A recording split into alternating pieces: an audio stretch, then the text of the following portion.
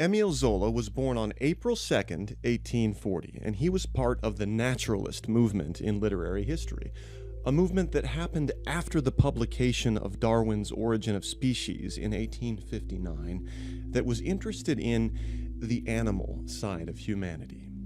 Naturalism, as practiced by Émile Zola, tended to focus on some of the more primal parts of humanity: violence, lust, greed, obsession, and so on, and to tell stories with low-born protagonists as well as high-born ones.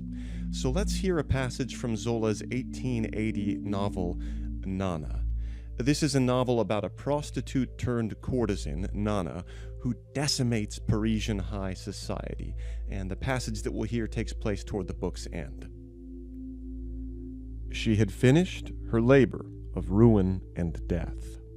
The fly that had come from the dung heap of the slums, carrying the ferment of social decay, had poisoned all these men simply by alighting on them.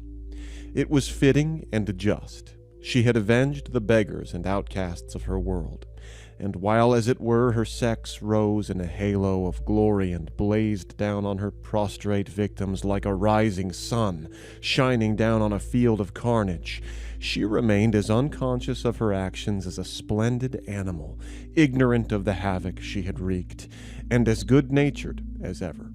She was still big and plump, splendidly healthy and splendidly gay, but this no longer counted for anything, because she was tired of her house.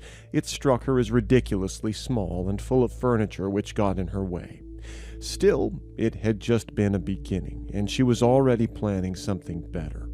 She set off to kiss satin for the last time, dressed in all her finery, and looking clean and wholesome and brand new, as if she had never been used. And though she's ruined the lives of some prominent male aristocrats who have fallen for her, at this juncture near the end of the book, the heroine Nana is still unscathed. So get into French literature with the intense, prurient, wonderfully dark novels of Émile Zola.